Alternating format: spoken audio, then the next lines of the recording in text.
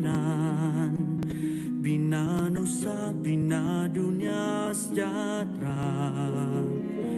Uni utama ibu yang tercinta, kami doa lanjut usia bahagia.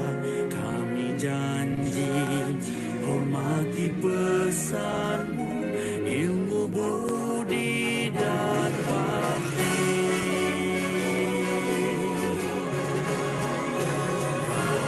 Anak alam insan Tuhan membara langit biru mencari ilmu, berteman kebudimanan, bina nusa, bina dunia sejahtera. Utama ibu yang tercinta, kami doa lanjut usia bahagia.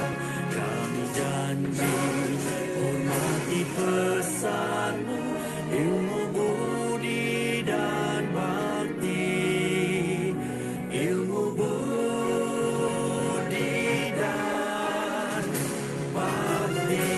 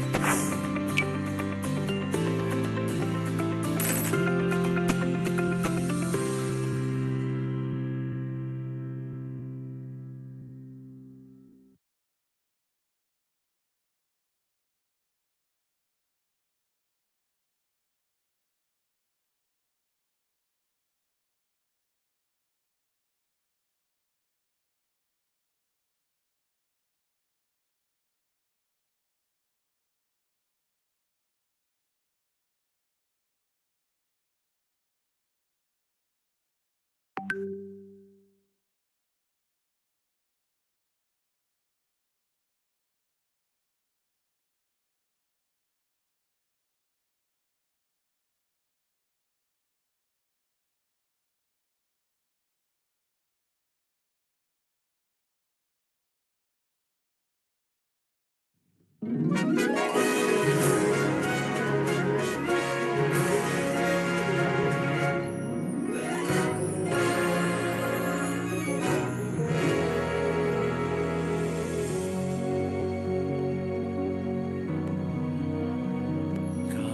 anak alam insan Tuhan, membara langit biru mencari ilmu, berteman kebudimanan, bina nusa bina dunia sejahtera.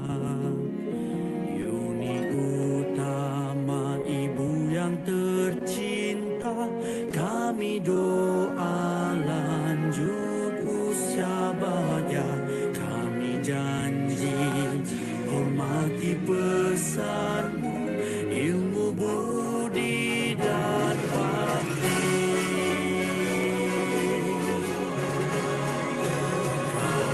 Anak alam insan Tuhan, membara langit biru mencari ilmu, berteman kebudimanan, bina nusa bina dunia sejahtera. Ibu utama ibu yang tercinta, kami doa lanjut usia bahagia. Kami janji hormati pesanmu, ilmu budi dan bakti, ilmu budi dan bakti.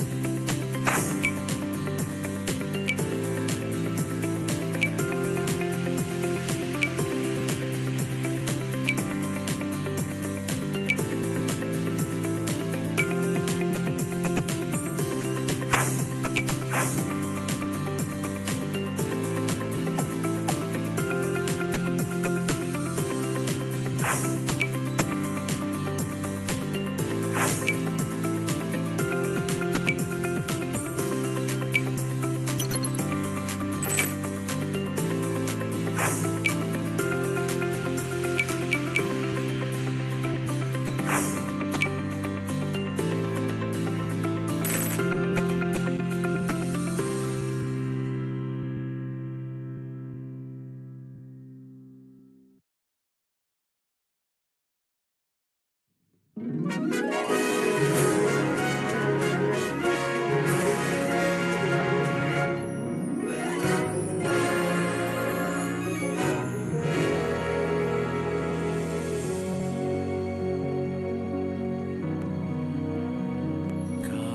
anak alam insan Tuhan, membara langit biru mencari ilmu, berteman kebudimanan, bina nusa bina dunia sejahtera. Yuni utama ibu yang tercinta, kami doa lanjut usia bahagia. Kami janji hormati pesanmu, ilmu budi dan bakti.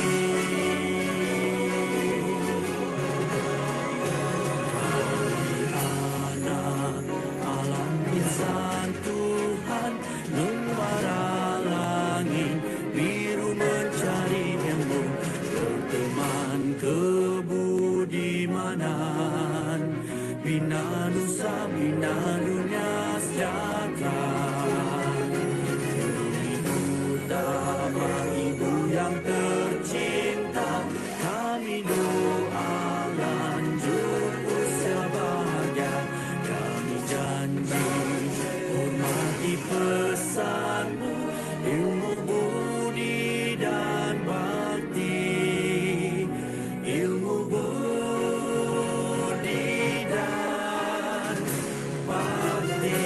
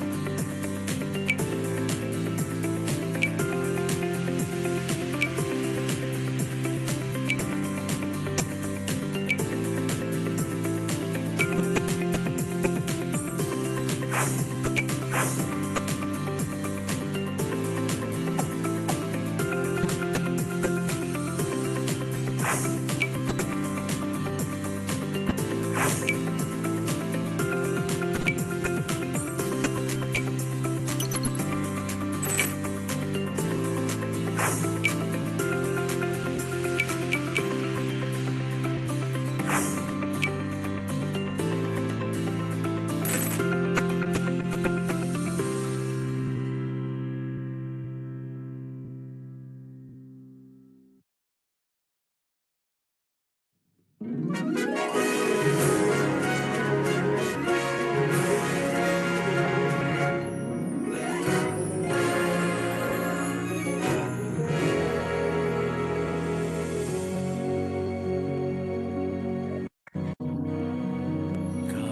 anak alam insan Tuhan, membara langit biru mencari ilmu, berteman kebudimanan, bina nusa bina dunia sejahtera.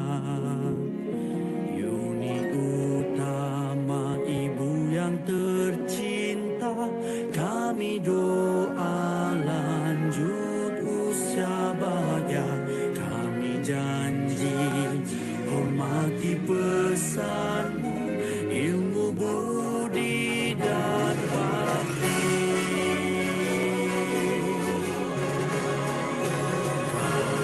Anak alam insan Tuhan, membara langit biru mencari ilmu, berteman kebudimanan, bina nusa bina dunia sejahtera. Ibu utama ibu yang tercinta, kami doa lanjut usia bahagia. Kami janji hormati pesanmu, ilmu budi dan bakti, ilmu budi dan bakti.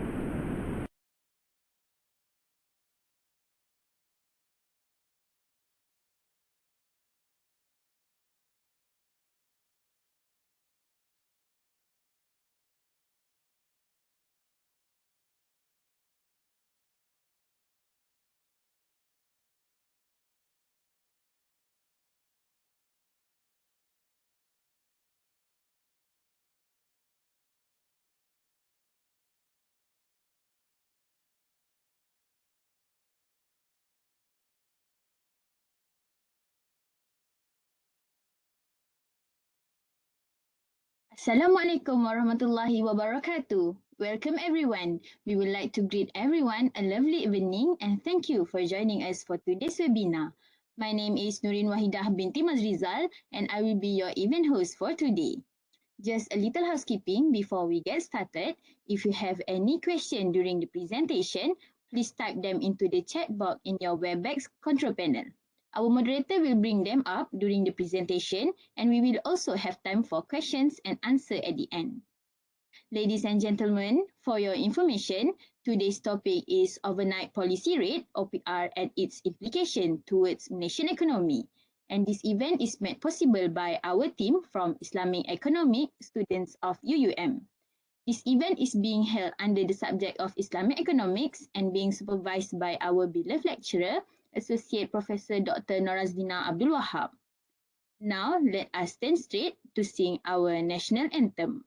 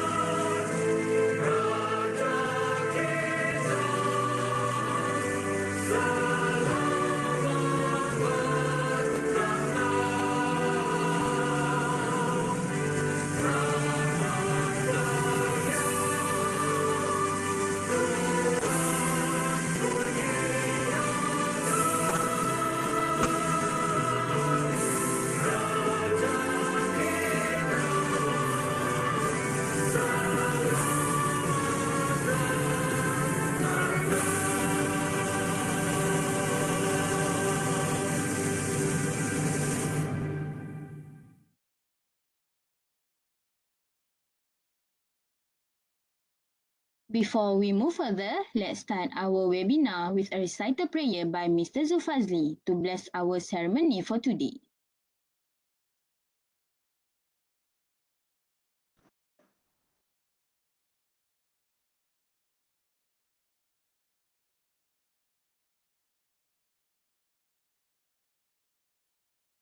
Assalamualaikum warahmatullahi wabarakatuh. Al-Fatihah.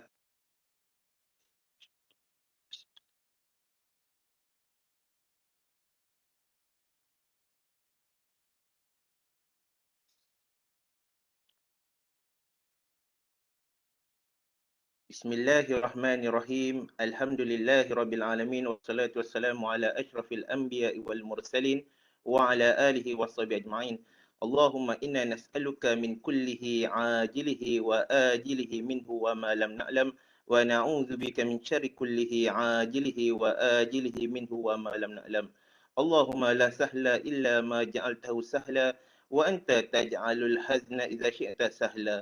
Ya Allah, ya Rahman, ya Rahim, we express our gratitude to you for allowing us to attend this live webinar overnight policy rate and its impact to Malaysian economy.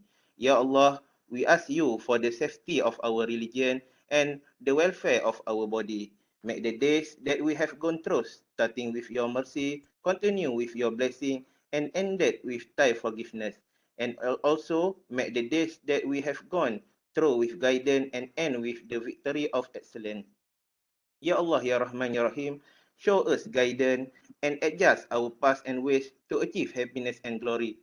Let us listen to people who like the good thing.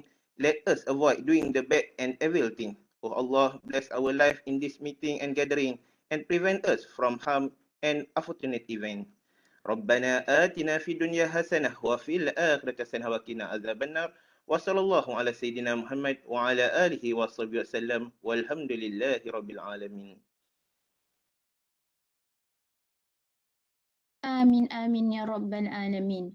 Thank you, Mrs. Zulfazli, for the recital prayer. And may our event for today being is and blessed by Allah Subhanahu wa Ta'ala until the end. Okay, now we'd like to welcome our beloved lecturer, Associate Professor Dr. Norazlina Abdul Wahab, for opening and welcoming remark.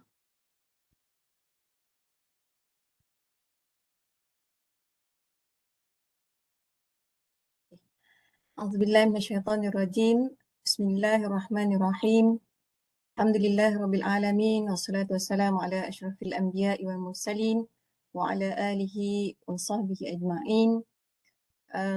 Yang berbahagia Dr. Razli Ramli, our speaker today. I hope he's here. Okay, Professor Dr. Roslin Muhammad Yusof, Dean Islamic Business School, Universiti Utara Malaysia. Professors, lecturers, students, ladies and gentlemen. Alhamdulillah, praise be to Allah for His blessings that we are able to be here to join this interesting topic of the webinar today.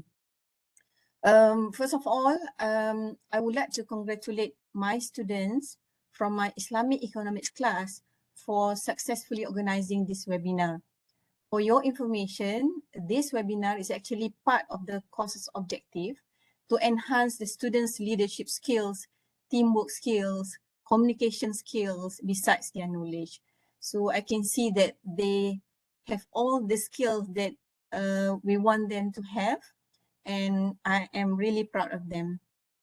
Secondly, I would like to also express my appreciation to Azka PPZ, Academy Zakat PPZ, for sponsoring this webinar. And of course, my sincere appreciation goes to the speaker.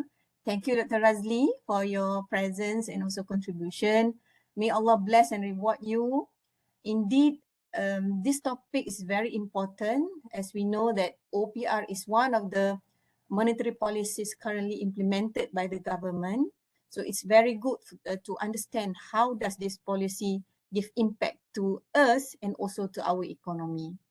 So on behalf of IBS UUM, I would like to also thank everyone for all your participation in today's webinar, and it's hope that this webinar will give some insight to everyone.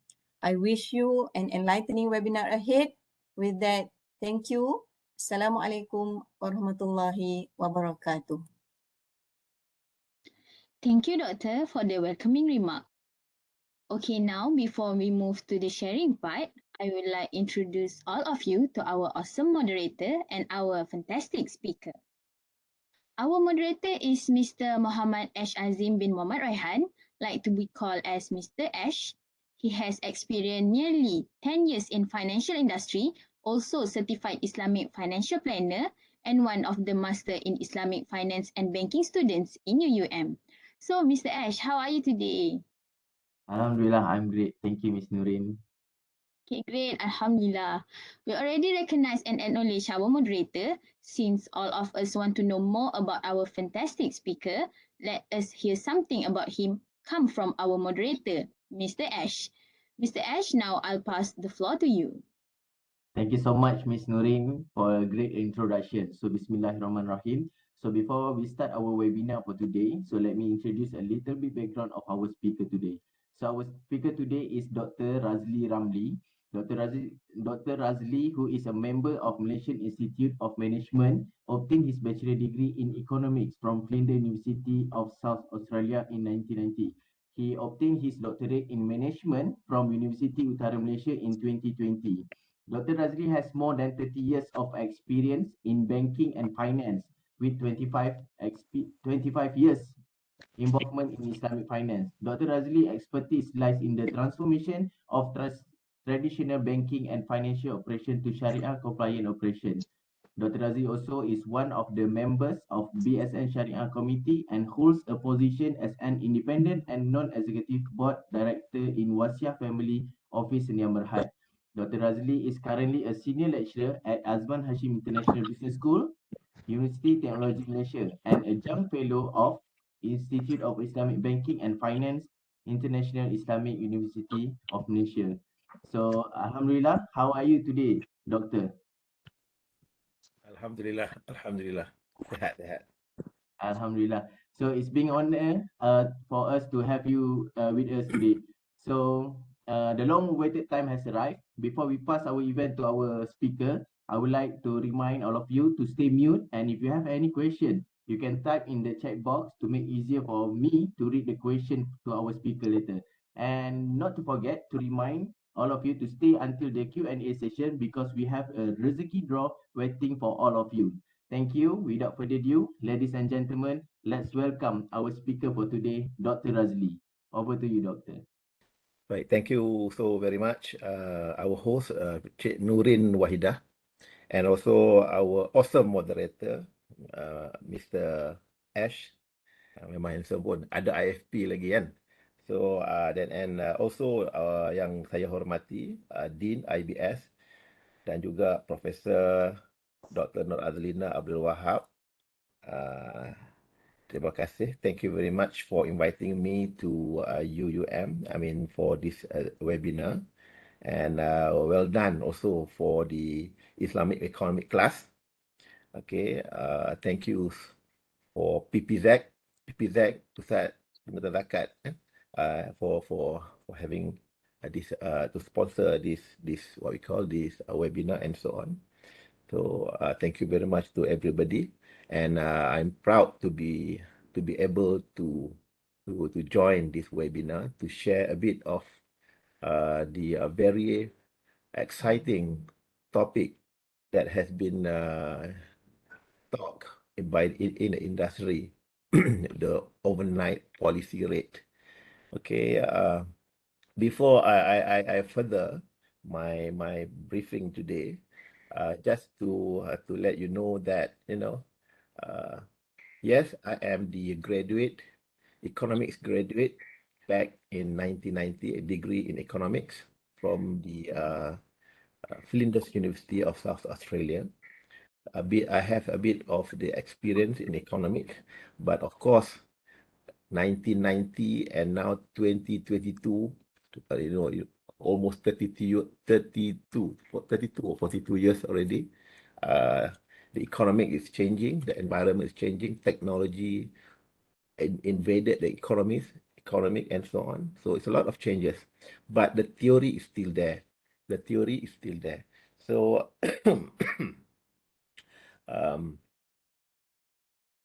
as mentioned by our host, at the moment I am the members of Sharia Committee of BSN. I am also the senior lecturer at UTM, Azman Hashim International Business School, and I'm very happy to be here. Okay, so let have the topic today. The topic today, what we are going to talk today, basically is on the what we call it, the OPR, overnight policy rate, and its impact to Malaysian economy. So that is basically the topic that we are going to have for 1 hour today, from 3:15 from now until 4:15. So meaning that, I'm going to talk around 45 minutes, and then I will open for Q&A for another 15 minutes, so that, if you have any questions, feel free to put it down in the chat box, so that our awesome Mr. Ash can collect the questions and ask later. Okay, so what I'm going to do, basically, as usual, I will define the topic today first. Okay, if you look at the topic OPR, impact to Malaysian economy. So that is what we are going to discuss. So we are going to focus what is overnight policy rate, and then we will see how this OPR impact the economy. So that is the area that we are going to focus, not outside that scope. Yeah. So we will focus on that part. So meaning the learning outcome in this 1 hour after we end our session today. All of you, we have 122 participants today, 120. This is a very good crowd. Everybody of you should be able to at least to know and to understand what is OPR. overnight policy rate, and how this OPR impact the economy theoretically, yeah, on theory, yeah, in theory. Now, ladies and gentlemen, first of all, let me start by saying that our economy basically is the what we call it is the a normal economy, market economy. They call it market economy, of which is control economy by the government. Okay, control economy by government, and normally the government will have a policy to control the economy. Point number one here, what I'm going to say is that you should also know at the moment the government, Malaysian government, and also some other governments, they will control the economy using two type of policies. Number one, they call it fiscal policy, FISCAL, fiscal policy, and another one is monetary policy. Everybody who are not from the economics jurisdiction, apa nama ni, bidang economics, then you should know government will control the economy using the fiscal policy and monetary policy. What is fiscal policy? Okay, if you define fiscal policy ni, ataupun in bahasa Malaysia they call it dasar fiskal. What is that? Fiscal policy basically is the government will use their government spending. They will use the government spending, and they also use the tax policy, percukaian, the tax policy to influence the activity in the economy.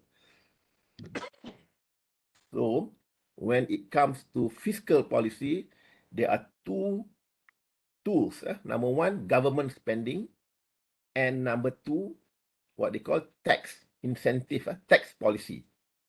So that is fiscal policy, meaning that the government will try to manage, try to maneuver, or to try to manage the economy by playing these two tools of the policy, which is the government spending and tax policy. Okay, to affect the total amount of output produced in the economy. Then we always hear about the GDP and gross domestic product and so on. So basically, this is the outcome of the what we call the management of fiscal policy done by the government.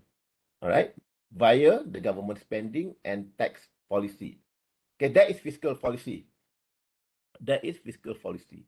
Now, the second policy is what they call it as monetary policy. Monetary policy. What is monetary policy? Monetary policy is a set of tools. Okay, monetary policy is a set of tools used by the government again, or the bank negara or any of the central banks to control the overall money supply in the economy. The government try to control the money supply in the economy. That's why they use monetary policy. In monetary policies, there are a number of tools to control the money supply in the industry. Okay, how they control it, later we will discuss. Now, basically, this monetary policy is to promote the economic growth and employ and use the strategies such as they revise the interest rate and changing of the bank reserve requirement. See, if the government want the economy to be what we call it if the government want the rakyat, the people want to spend, then what they are going to do, they will increase the money supply in the economy. How they do that? One of them is by by reducing the overnight policy rate. Later we will explain how it's going to do that. Okay, if the government want to reduce the money supply in the economy, then the government will increase the OPR, overnight policy rate. So that is number one. Point number one is that to control the monetary policy is to control the money supply in the economy. Okay, one of the tool is using the OPR, overnight policy rate. If the government want to increase the money supply, then the government will reduce the OPR. If the government want to reduce the money supply in the economy, then the government will increase the OPR. So what is OPR? So we come here, okay? Now, now we can go to the what we call to the slide. I'm forgetting about the slide already. Let me see. Okay, ladies and ladies and gentlemen, this is the slide.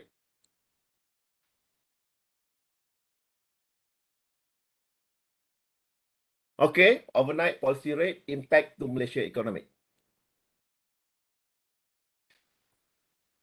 Now, slide number 1, to define what is OPR.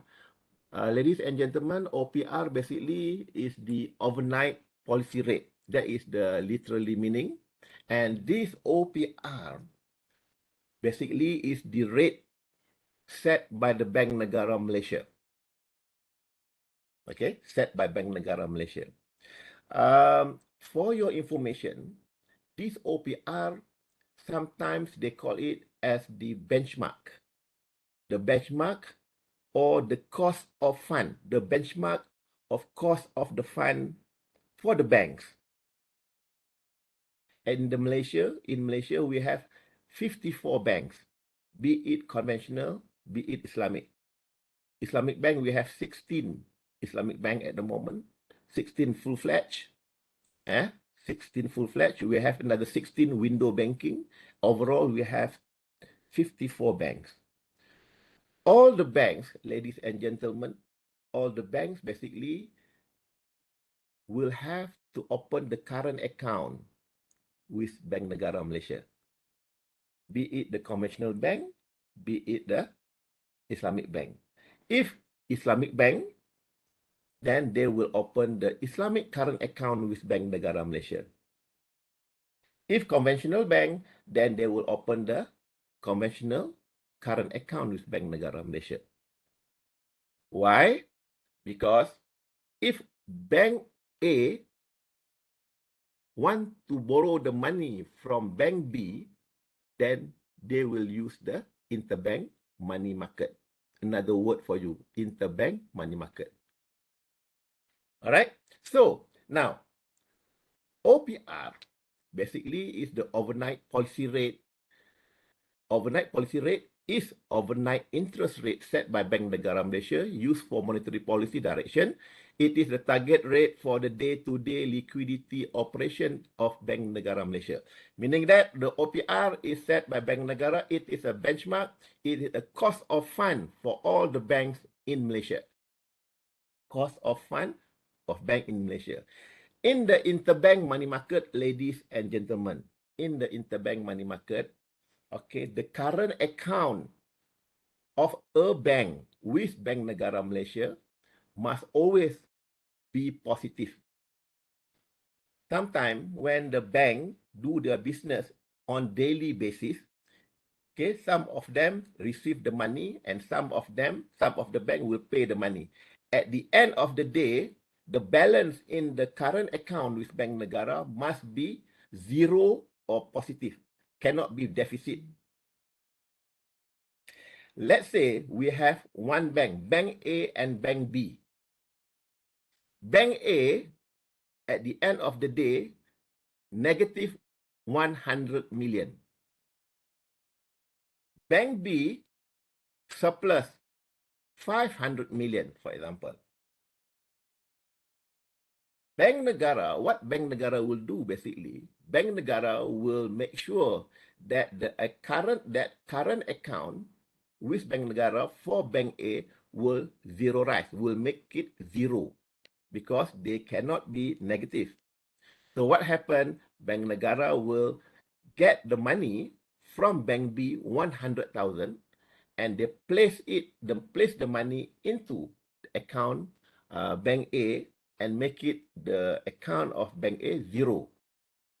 In other words, Bank A borrow the money from Bank B. All right, and then when at the closing, Bank A zero the current account, Bank B not anymore 500, but only 400,000, 400 million. All right. What happened the next day? Opening the current account for the next day, then Bank Negara will take the money from from Bank A and put the money back to Bank B. Make it 500, Bank B 500 million started of the day, and Bank A negative 100 million. And Bank A must pay the what we call the borrowing rate to Bank B, meaning that Bank B will get that OPR at the moment 2.25, right? So Bank A need to pay 2.25% divided by 365, of course, multiple by 100 million, and that amount will be payable to Bank B, who lend the money to Bank A. So 2.25, which is the OPR rate, is the borrowing cost for who? For Bank A. It's more technical, a bit of technical in this part. For those who learn economics, then we can understand. But for those who are not, then perhaps we can have our outside a chit chat, a coffee talk later somewhere when I come over to UUM. Okay, we can have a chit chat on that part. Okay, that is OPR. Now, as you know very well, our OPR now stands at 2.25%. Okay, starting from I think 7 July or 6th of July this year, last month, then it raised from 2% to 2.25%. So that is the latest. I don't know when is the next, all right, but it is at the moment the OPR rate is 2.25%. Okay, this one is basically we look at the movement of the OPR since 2019 up to 2022. If you can see that, 1.75%, the OPR, starting from 7th of July 2020, is the lowest OPR ever that we have. The government has set that rate. Okay, before that, November 5th is 3%. Okay, and then from 3% it's going down to 2.75, 2.5%, 2%, and 1.75 for how many? Almost 2 years. Okay, almost two years, 1.75, and then now it's going up. Some people say that this is the indication that our economy is better, and some people say the other way around. Okay, so but that one is up to the expectation, based on the opinions of the individuals who think of it. They must have the justification why they say that the economic is good and economic is bad. Okay, this is the OPR rate movement from 2019 to 2022. For your information, everybody can have a copy of this slide later. I think I have passed it over to the secretariat, so they should share the slide with all of you, whoever come to our class webinar today. All right. Next one. So this is the OPR rate, if you can see, from 2005 up to 2016. So if you can look at it, you can see that, the OPR 3.5 is the highest and 2% is the lowest. And the red line there is basically the global economic crisis that has been happening in 2009. Every time there are crises, then the government will take initiative to reduce the OPR. Like the first one. Okay, remember our pandemic, our COVID-19, okay, our PKP starting MCO starting from 8 March 2020. So from that moment, you can see that the OPR is going down. The government has reduced the OPR. For what reason? They are going to expand the economy. They want people to spend. Okay, but of course, when people spending money, there are impact to our economy. Okay, and the impact we will talk it later. Yeah. Now, all right, looking at the rate now, you can see now the government has increased the OPR from 1.75 to 2%, and then after that from 2% to 2.25%. So my personal comment, there are 4 here. Okay, you can agree or you cannot. If you don't agree, then fine, it is me. So for me, I can see that at the 2.25%, the OPR now, okay, the monetary remain accommodative and supportive of the economic growth. Yes, I can see that the economy is much better when we are at the level of 2.25%. Remember, the average OPR is around 3 to 3.5%. If you take the average from 10 years time and so on, around 3 and 3.5%. And I believe that if the economy, if the economy respond well to this rate 2.25, this 2.25 will remain. If, for example, the economy still cannot reflect, cannot reflect to the positive side, then I believe that the government will increase more of the OPR. Maybe after this 2.5 and then 2.75 and back to the normal, the average around 3%. We never know. But it will depend on the level of the inflation rate, level of the economic growth, level of employment, and so on. So these are some of the indicators that the government is now looking at it. At 2.25%, what happened? If, for example, they give a positive impact, then it will remain at what we call, it will remain at 2.25. If need be to push further up, then the government may increase the OPR. Yeah.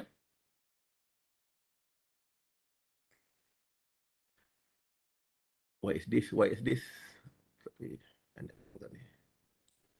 All right, that's point number 1. Point number 2, the monetary policy, MPC is, in Bank Negara Malaysia, they will continue to assess evolving conditions. They will assess the economy, the implication for overall outlook to the domestic inflation and growth. As I said before, inflation is very, very important. The reason why they increase the OPR because they want to curb the inflation. At the 1.75% OPR, the level of spending is very, very much higher. People keep spending money. And when the people spend the money, what happens? The demand will increase. When the demand will increase, the supply is still stagnant. The supply stagnant, the demand increase, meaning that what happened? The price will be increased. When the price increase, then it happen inflation. This is what we call it demand pull inflation. Demand pull inflation basically because of the increase in demand. Another type of inflation, they call it cost push inflation. Cost push inflation basically because of the labor cost increase, the trade union asking for more salaries and so on. So that is what we call the cost push what we call inflation.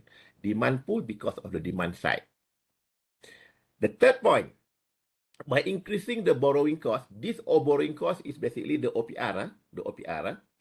The rising interest rate discourage customer and business spending and help to curbing inflation. You see, because the inflation rate is high, then the government takes steps to control the people spending by increase the OPR. When they increase the OPR, the level of spending a bit slower, okay, because the customers start keeping the money in the bank, they will save the money. They do not go to the bank and to make a loan, for example, to make financing anymore because the rate a bit higher. Then because of that, then what happened? The demand is no more as high as before. Then they will control because the demand will be at that level and the supply will be at that level, meaning that it can control the level of inflation. Okay, so that's point number 3. My last point, in theory, that means to lead to lower demand, slow prices, but it also means less economic activity, meaning that if we increase the OPR, ladies and gentlemen,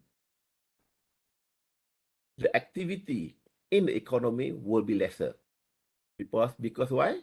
The customer keeps save the money. Because the interest rate is high, the people will keep the money. And if they want to take loan, if they want to take financing, then the financing rate a bit higher for them. So they will think twice before they go and get the loan.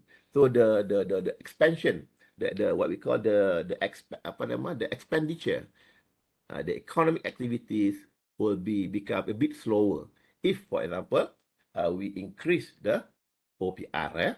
The OPR. Next. Okay, these are some of the points that I'm taken from the reports from the from news and also from the Bank Negara Malaysia. Yeah. All right. Bank Negara Malaysia said that a reopening of the global economic and improvement in labor market condition continue to support the recovery of economic activity. Point number 1, Malaysia want to open their economy to global. Why? Because they want to improve the labor market. That's why they need to increase the OPR. They cannot maintain at 1.75%. They cannot maintain at 2.5%. 2%. They must increase gradually the rate. And that's why I'm telling you, I believe that the rate will go up to 3%, maybe in a few months' time, maybe at the end of the year. Okay, number 2. However, this has been partly offset by the impact of rising cost pressure, the military conflict with Russia and Ukraine, and the strict COVID-19 driven containment measure in China, meaning that the cost pressure, the rising cost pressure keep there. When we want to open our economy to global, to international global economy, then all the issues in the world, it will impact us directly. If there is interest rate increase in US, for example, it will directly impact us. If the cost of commodity increase in the world, then it will impact us because we want to open our economy to international market. Yeah? So, point number 3 there. inflationary pressure have continued to increase, mainly due to elevated commodity price. The commodity price now in the world, like CPO and other commodity, oil, for example, they have increased tremendously. Okay, there is increase. Because why? Because there are a lot of demand for it. Again, when there is a demand, supply not move, demand increase, then the price will increase. Then what happen? There will come a inflation pressure. In US, for example, ladies and gentlemen, the inflationary rates are very, very high now at the moment, and it will impact us. So we cannot, I can say that we cannot maintain our interest rate, the OPR rate at around 2% anymore, 2.25% anymore. We need to do something to control this as well. Okay? So, point number 4 there, our Bank Negara Malaysia and also all the central banks must face this issue, must face the inflation issue, and they have to reduce these inflationary pressures. And how they are going to do it? One of them is by raising the OPR. So don't say that it's only Malaysia increase the OPR. Okay, but other countries also will have to do the same to ensure that they can take the pressure, the inflation pressure from international market. So these are some of the notes in the Malaysian economics. Okay, what Bank Negara say about inflation? This is something a point that has been mentioned by Bank Negara. At the moment, our inflation, our CPI, Consumer Price Index, average at 2.4%. Malaysia inflation is projected to remain between 2.2 to 3.2% forecast for this year. But of course, the nation headline inflation may be higher in some months. This is the average. 2.2%, 2 to 3.2% is the average. But sometimes the rate may be a bit higher in some months. Due to what? Due to the base effect of the electricity prices. Increase in what we call the cost of electricity lah. To produce electricity, there's a cost there, kan? The commodity. So this is the things that we have to look at it as well. Underlying inflation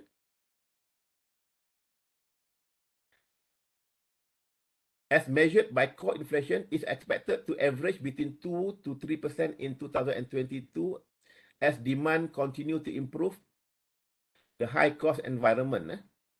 Nevertheless, the extent of upward pressure on inflation will remain partly contained by existing price control, fuel subsidies, and continued spare capacity of the economy. So Malaysian government, basically what happened is that they are still control the price. Some of the price is controlled. Price ayam, for example, the chicken, the food, for example, the government control. Fuel subsidies continue for the RON 15, RON 95, and diesel still control. Okay, that's what they are trying to do to maintain the pressure on inflation. The inflation outlook continues to be subject to global commodity price development. So the inflation, be it in Malaysia or outside Malaysia, will be depending on the commodity price. And you know very well, commodity price the price will be determined in the international market. So it depends on the global commodity price. So this is what Bank Negara said about the inflation. And this slide is a bit on the what we call the devaluation of our money, of our ringgit lah. Okay, because we have lowered down,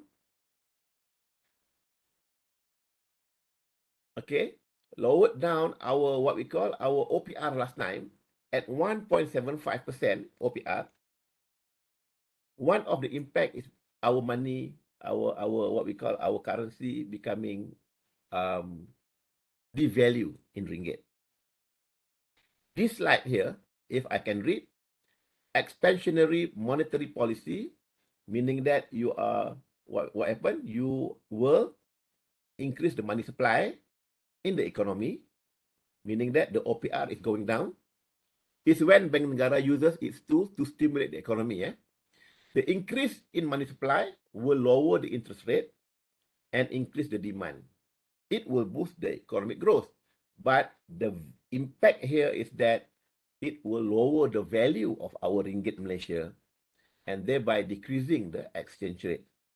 That is why you can see that, our ringgit compared to USD now quite low.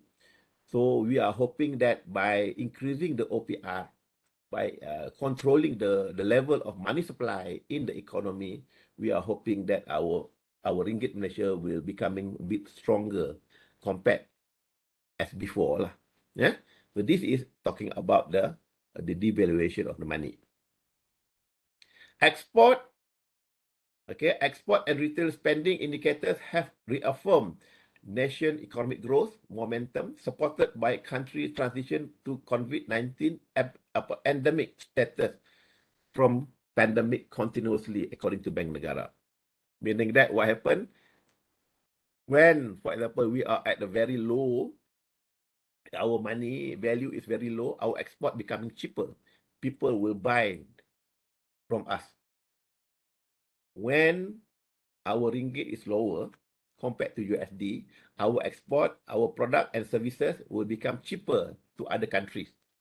Okay, so that they can easily buy our product. We are hoping that they will buy more of our product if our money is cheaper in the market. Yeah? If our money becoming stronger later, then can see that our product and services produced in Malaysia will be a bit expensive to the other countries. So that is where the government will play their role to ensure that the increase and the increase and decrease of the value of ringgit Malaysia must be controlled so that it can balance up between our export and import to ensure that we have the surplus net of income to what we call to our country. Labor market. Bank Negara said that in the labor market, the unemployment rate declined further, okay, with higher labor participation and improving income prospects. Looking ahead, while external demand is expected to moderate, weighed by headwinds to global growth, Malaysian economic growth will be supported by firm domestic demand. One of the factors that help us at the moment is our domestic demand. Our domestic demand, people love to buy our product and services. Okay, our import is lesser. If we are looking at our domestic demand, we still buy our product and services produced in Malaysia. That is one of the reason why at the moment, just to let you know that why we should look at our SME, small and medium enterprises in Malaysia, for example, they are producing the goods and services for us. So we should help them, the small and medium enterprise SMEs in Malaysia. We should help them so that they can continue to give us to supply us with a very good and quality product and services for us to consume. Okay. Right. OPR increase. This is, I took it from the Bank Negara. A higher OPR will increase monthly installment. People will say that, okay, what is the impact to the financing for the banks if the OPR increase? As you know very well, in Malaysia, I can say there are two types. Generally, there are two types of rates available. Number one is fixed rate. And number two, they call it as floating rate. Fixed rate is that, whenever you take the loan, when you take the financing, the rate for the financing the interest rate for the loan is fixed from year 1 until the end of the tenure. In that case, if fixed rate, then the OPR increase or OPR decrease have no impact at all to the financing payment for the monthly installment paid by the customer. But under floating rate is different. Floating rate is that, you are paying the monthly installment based on, they call it effective rate. The new term pula kan, effective rate. What is effective rate pula? Effective rate is the amount, is the rate used to calculate how much monthly installment that you have to pay every month. This effective rate basically will peg to BR. BR is base rate. Okay, base rate. BR is base rate. And this base rate is basically will depending on the OPR. When the OPR going up, the base rate will go up. When OPR going down, the base rate is going down. That is why, for all of you, I believe that you can see that your monthly installment, if you take any facility from the bank using the floating rate, like myself, last time I paid for my house payment 3,500 only, for example, and now I have to pay 4,000 plus, for example. So the increase in monthly installment. Why is increased? Because the BR increased. BR increased because why? Because OPR increased. OPR set by Bank Negara. BR will be set by the bank. Okay. So what happened here is that if BR going up, OPR going up, the cost of fund for the bank is also going up. That's why they have to increase the BR. So when they increase the BR, the spread is still the same. The total lending rate, the total effective rate will also increase. So they will do the calculation in the system, and the monthly installment that you are going to pay also will be increased as well. If the OPR going up, that is the facts that we have to take it. Okay, it doesn't matter. People are talking about, it's not fair for the people who are last time they pay only 2,000 and now they have to pay 2,500 increase in monthly installment. It is zalim already. It's too cruel to the people. No, you cannot say that, because the nature of the financing that they take is because of the floating rate. For Islamic, they have the ceiling rate, the maximum, the rate that the customer have to pay. For conventional, there is no ceiling rate. It can be higher. The BLR last time used to hit up to 13%, 13% last time. So that is why the advantage of taking Islamic product, for example, they have ceiling rate. Okay, so the BR, you cannot, if you don't want you want to secure that the monthly installment remain from year 1 up to end of the tenure, then you should not choose the floating rate. You should choose the fixed rate. If you choose the fixed rate, then OPR will never affect your monthly installment. But if you choose the floating rate, your effective rate will be changing depending on the movement of the OPR. Once the OPR move, the BR will move, and when the BR will move, the effective rate will be move as well, and that will affect your monthly installment. If going up, your monthly installment will be up as well. If, for example, the OPR going down, the impact here is that your monthly installment will be lesser. So that's the way how it is. Okay, that's how it is. So this one is talking about the effective rate.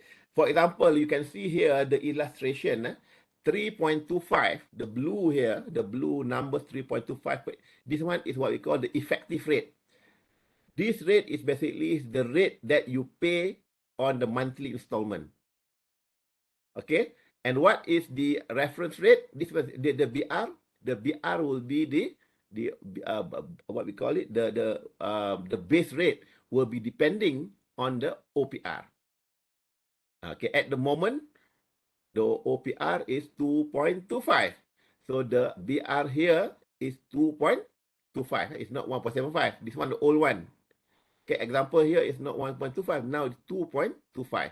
And the spread is the what we call the profit for the bank lah. Because this reference rate, this BR is basically is the cost of fund for the bank. The bank will untung, will profit only 1.5% according to this formula. All right, next one. This is another one that I'm going to explain to you. I think most of you maybe overlook on this part. Okay. On 11th of August 2021, Bank Negara Malaysia has released a revised reference rate framework, which stated that this SBR, which is standard base rate, will be replacing the base rate at the reference rate for new retail floating rate loan and financing. Ladies and gentlemen, just to let you know, okay, if you don't know, today you should know that effective from this month, August, August 2022, okay, not 2021, this month, the BR is no longer set by the bank. The BR will set by Bank Negara Malaysia. Okay, so the BR and the OPR will be set by Bank Negara Malaysia. Last time, the BR will be set by who? By the bank. But now the BR has been replaced with standard base rate, SBR. So this SBR will be fixed by Bank Negara Malaysia also. So all the bank, if you go, you check with your internet or whatever it is, all the bank will have the same what we call base rate effective from August 2022. Last time, if you can search from the internet, you can see that Bank A ada yang 1.75, ada yang 2.2, ada yang 2.1, different base rate. But now, all the banks are going to use one rate only, the standard base rate referred what we call set by the Bank Negara Malaysia, effective from this month. Those who come here for the class today, please take note of that. Okay? There is no more BR set by the bank from this month. From this month, the BR will be based on the SBR, standard base rate. Who set it? Bank Negara Malaysia will set it. Okay? So that is the things that I'm going to explain to you for this slide.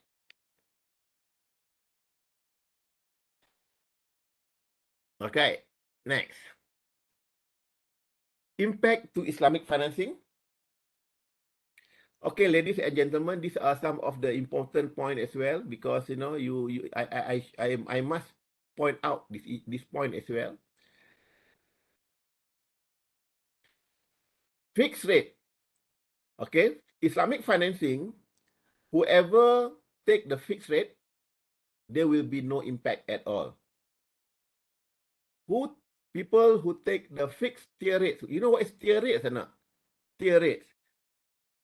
Tier rates, contohnya, example, when you take the home financing, for example, the first year 2%, second year 3%, third year 4%, and then after that, fourth year, thereafter, from fourth year up to 20th year, it's going to be 8%.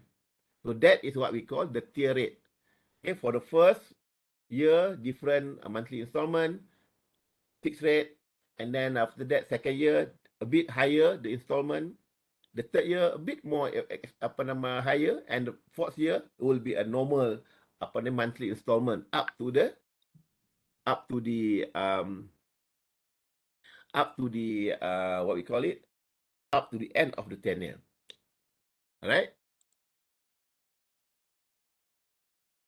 Now, leasing with fixed term charge also have no impact.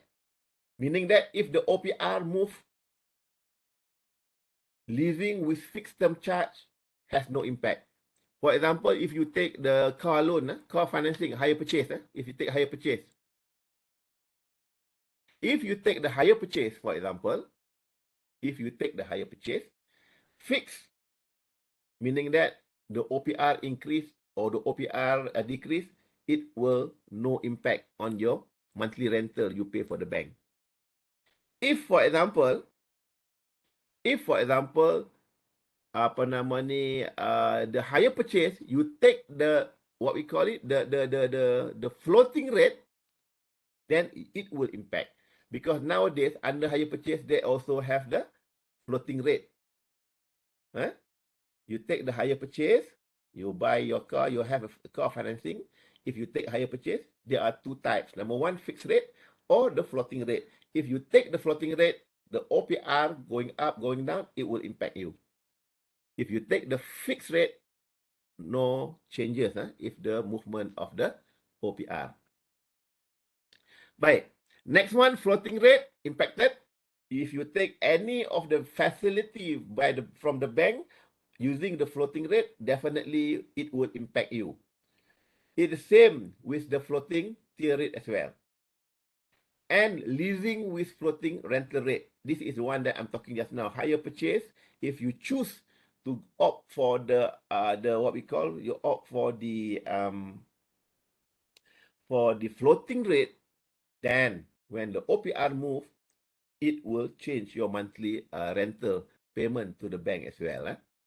Another point here is that the musyarakah mutanakisah, diminishing partnership. This is the partnership contract used by some of the banks, but now it's not becoming not popular now. Last time a bit popular, after that slowing down, and now I'm not sure whether there are more other bank doing this musyarakah mutanakisah for house financing, for example. So this musyarakah mutanakisah basically is also impacted if, for example, the OPR going up or going down, because the monthly installment will be depending on the rental rate, ijarah. They use the ijarah here. Ijarah element is also inside this musyarakah mutanakisah as well. So for you, ladies and gentlemen, what you need to understand is that, the OPR will impact only the financing that is using the floating rate. Okay, those who are not using the floating rate, the movement of OPR, nothing happened to that financing. Okay, so nowadays, you should tell other people, you should tell your friends, for example, if you want to take the facility, you have two options, whether you want to take the fixed rate or you want to take the floating rate. Okay, normally the fixed rate a bit higher compared to the floating rate, but the what you call the impact here is that the floating rate, it may go up and it may go down. Your monthly installment maybe go up and maybe go down. So for those who have already took the Islamic facility or any Islamic or any loans under the floating rate, for me, I believe that they have no right to say that, it's not fair for me to pay more when the OPR going up. Because at the start, when they choose the facility, they should know already that this will be happening in the future. Because at the time they signed the agreement, maybe at that time the OPR is a very, very cheap, 1.75. But they should know that the OPR also can go up to 12% maybe in the future. We never know. Okay, so that's why, for those who are working with the bank, for example, you as the bankers, you should be able to explain to the customer well about the pro and cons of taking this floating rate, because it will totally depending on the movement of the OPR in the future and so on.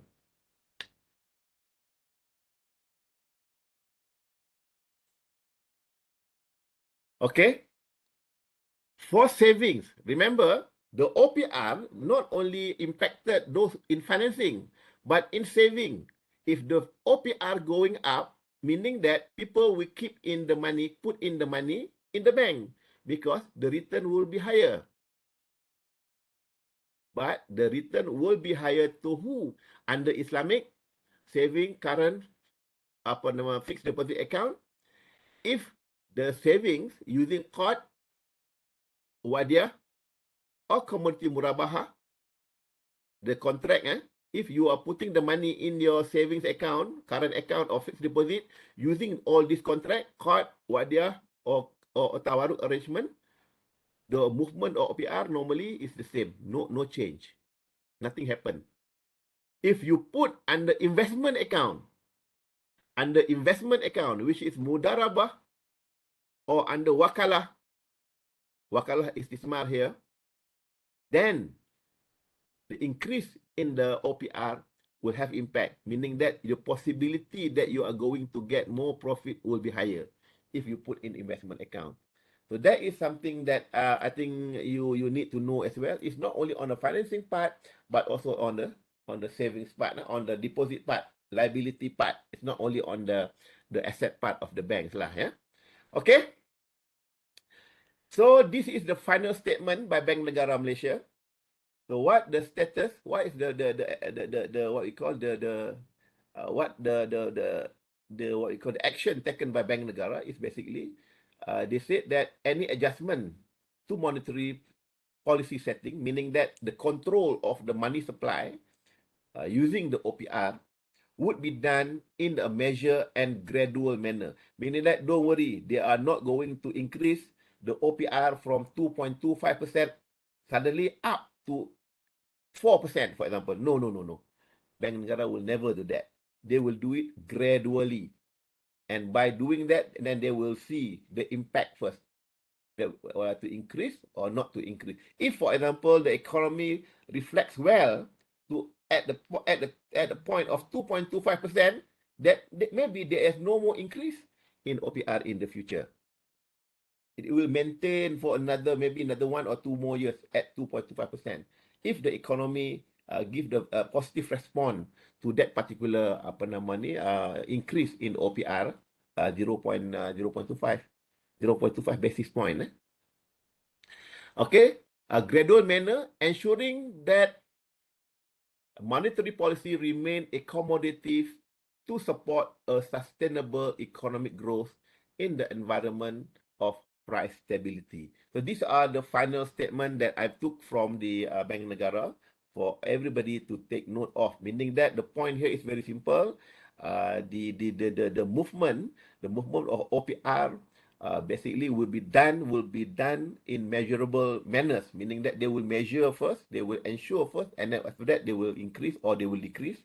And it will, if they are going to increase or to decrease, they will do it in gradual manner. So you don't have, everybody don't have to be a bit panic lah. Sometimes people panic, particularly the investor. Those who have a lot of money, they want to do the invest, or any of the foreign investor, so they will look at this particular, they need this kind of statement from the central bank, so that they feel comfortable to put in the money in Malaysia. Okay, so that is about the slide that I'm going to share with you. So I open for the question. I think I have a lot of questions, if I'm not mistaken. Yes, thank you so much, Dr. Razli. Very well explained. So basically, we have a few questions for the audience, Doctor.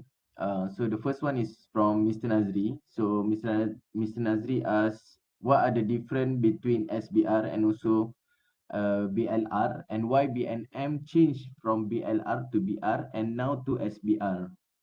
Okay, very good question from Mr. Nazi. Okay, what is SBR? Okay, BR is base rate.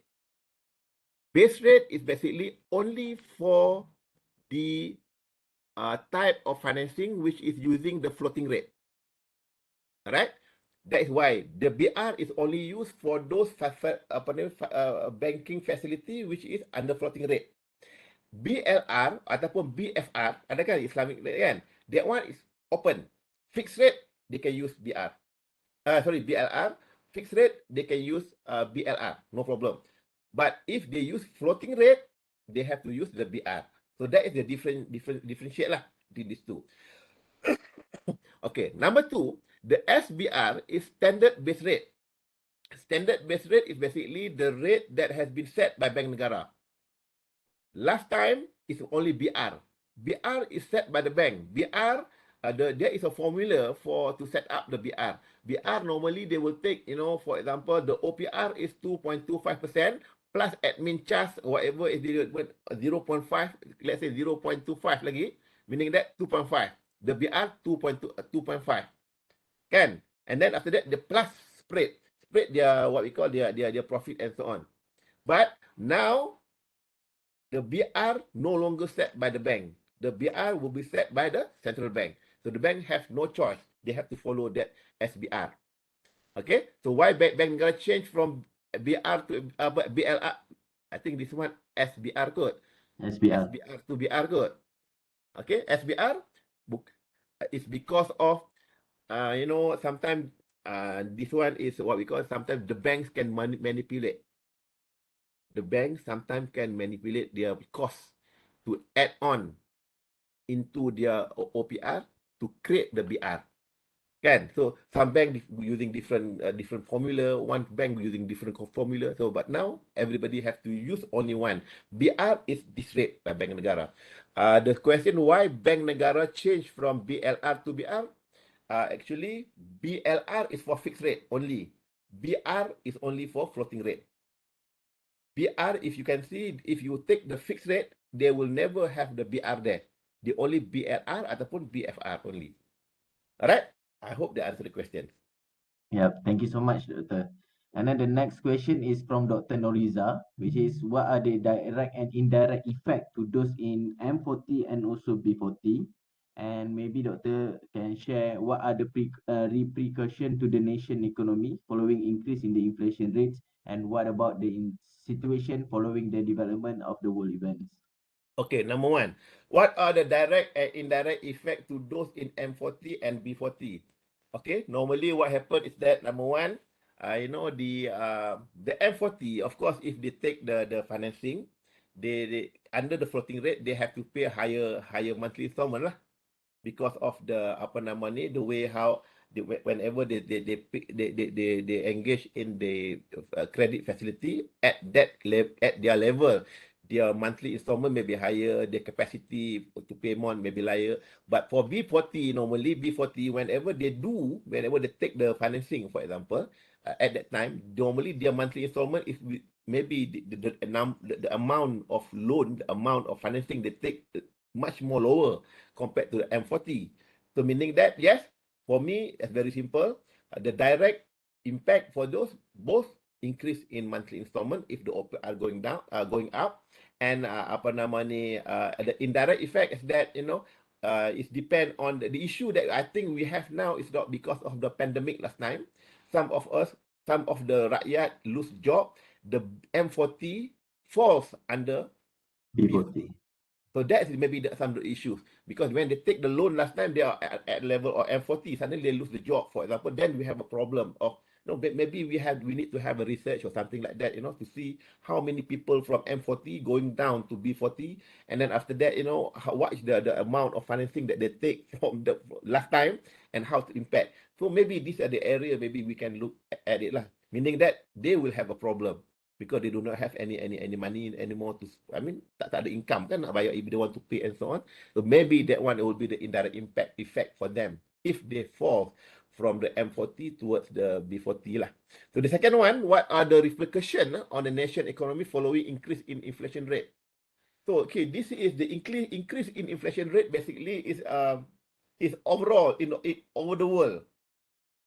It is over the world issue of the world increase because pandemic, because of there is so much lesser supply. The supply is not going up. The demand is so much. That's why sometimes the inflation going up so well. And now Malaysia open the market. Not Malaysia, other countries also open the market. When you open the market, this kind of pressure, the inflation pressure, from US particularly, it will hit us as well. So it is our international, what we call our um, apa nama, kita punya problem that we have to solve. And how we are going to solve it, we have to be smart in using the monetary policy, using the fiscal policy, and so on.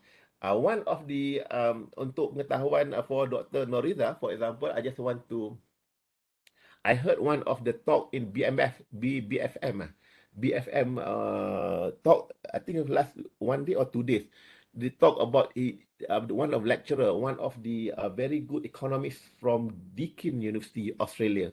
And they talk about they said that the government must look at the fiscal policy.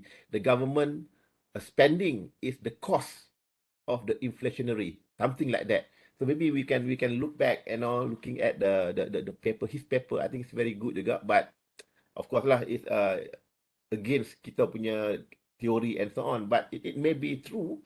I also quite ada a few points that he raised. I agree as well. So maybe for Dr. Noriza, you can see from the, I can't recall the name, but it's from Deakin University from Australia, talking in the BFM. He's an economist. Maybe that's one of the area that perhaps we can also look at it. Okay, the last part of the question, what about the situation following the development of world event? Okay, at the moment, what happened? I can see that every countries in the world are having the same problem: inflation, employment, valuation of the money, their value of money, and so on. So, but now we are moving to what we call to consolidate into the equilibrium that we are going to have. So that's why who are fast, who are pressing the right button for the strategy, maybe they will go faster and they will get more cakes lah from that particular area. We are moving towards that. And you must understand that the OPR is one of them, meaning that we are at lower rates now. The average is around 3. Even the US ringgit Malaysia, the equilibrium is around 3.75 to 4. Meaning that 4,000 ringgit Malaysia equivalent to 1 USD. That is the equilibrium it's supposed to be. But of course, there are the external factor. Dulu kan kita ada isu 1 MDB lah, apa semua tu kan. These are the issues that sometimes make people, the foreign investors, things like that, the perception is negative perception too much, too hard, that make our money is not meet the equilibrium. So that's why we can see that our devaluation of our money, our ringgit measure and so on. So I think that is the way how I look at it lah. Okay, I hope that answered the question. Thank you, Doctor. So that one is basically represent a 3 question. So since we have limited time to ask, maybe I can ask another 1 or 2 question. So from Noah Sila is, since currently the OPR has rise, is it okay for us to buy house now? Okay, I think the OPR is going up. So you have 2 options. Number 1, you can buy fixed rate, or you can buy the what we call it, the floating rate lah. Floating rate. Okay, and at the moment, as I said before, the reason for increase the OPR is actually to reduce the money supply in the economy. They want to make sure that people try to not to spend money at the moment. So they want to ease the pressure of the inflationary. If you buy the house, meaning that you are also putting in. I think for investment it should be okay, but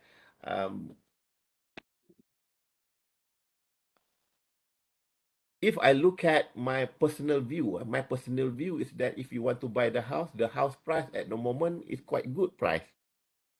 Okay, macam share. If you want to buy share now, it's good price, good time to buy the share if you have the money lah. Okay, but don't use your scholarship money to buy shares.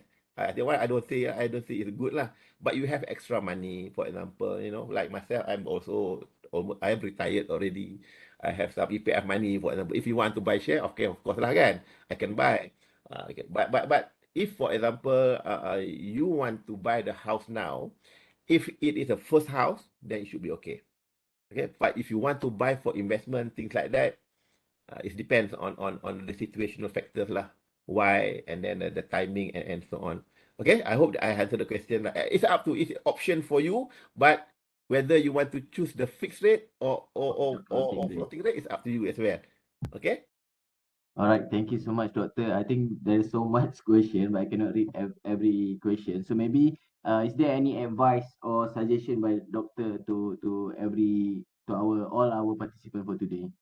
Okay. Number one is that you must understand the OPR is one of the tools used by Bank Negara Malaysia to control the money supply in the industry. Okay, and the impact is so many impact lah. So when the OPR going up, ladies and gentlemen, you keep the money, you get the much higher money return. If you want to go for financing, it's very quite expensive before compared to before lah. Okay, the reason the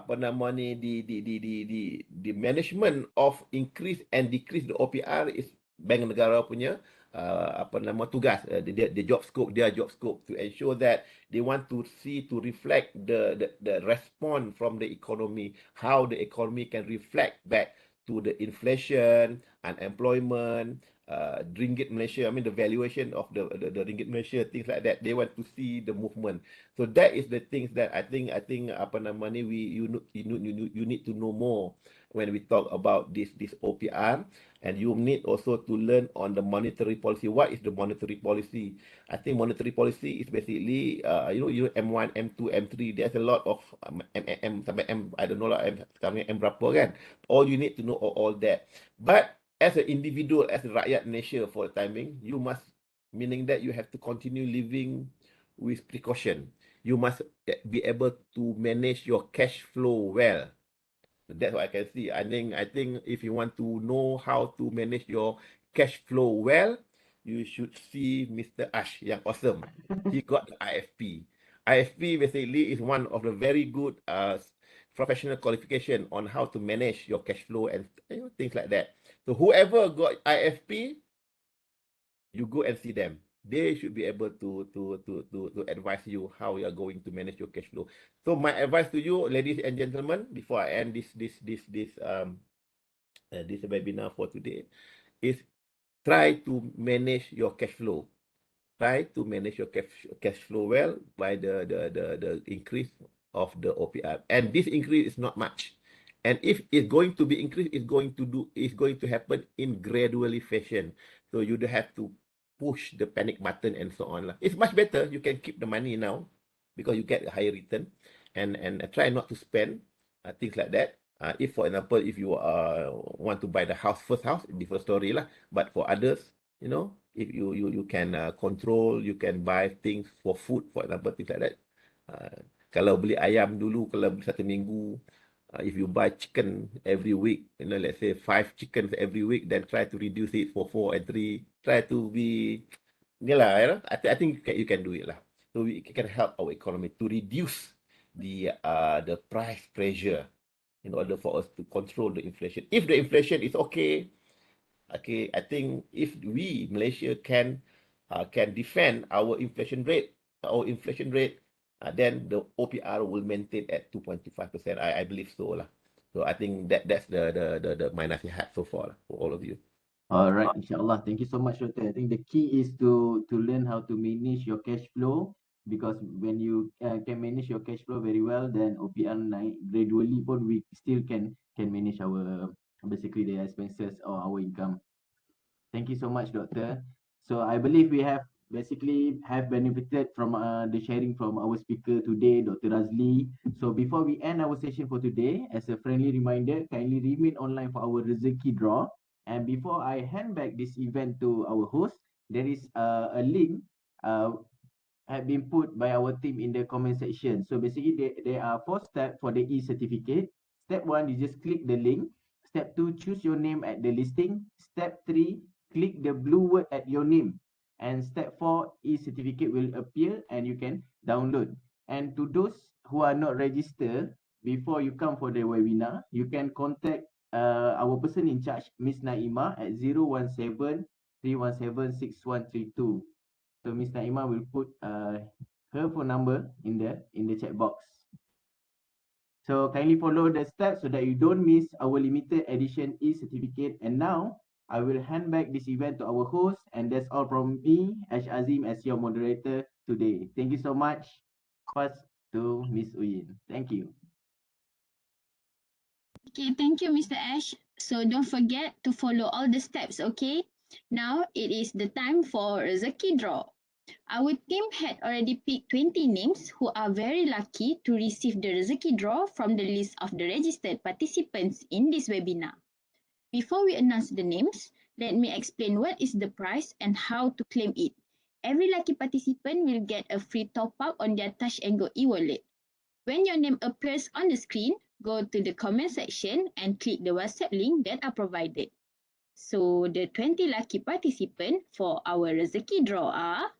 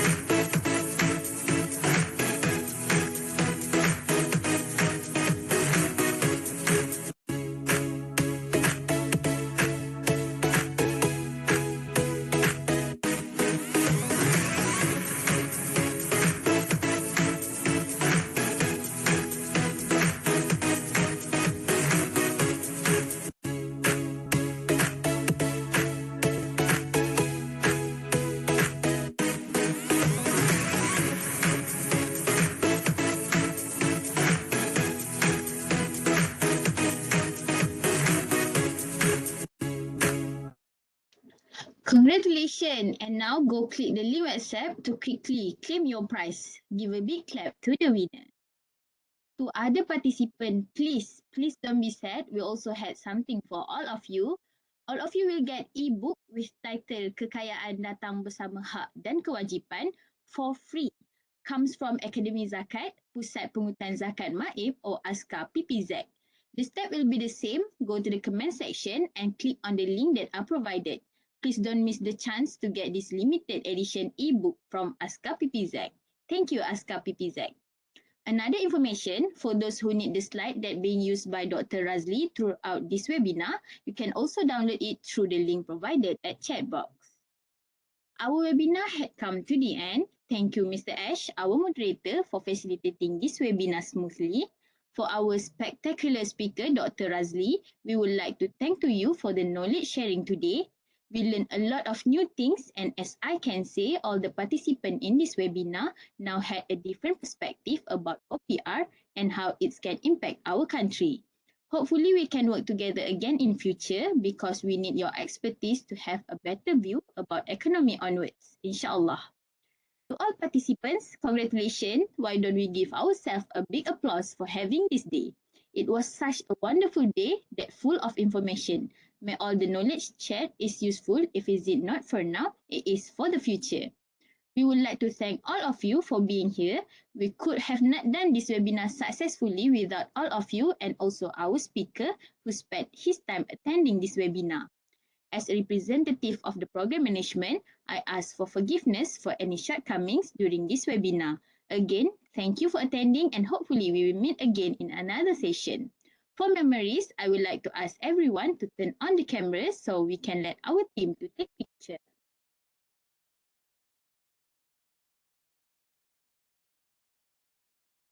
Okay, ready guys? Okay, 1, 2, 3, big smile. Okay, another 1, 2, 3, big smile. Okay, thank you and see you guys again. Assalamualaikum warahmatullahi wabarakatuh.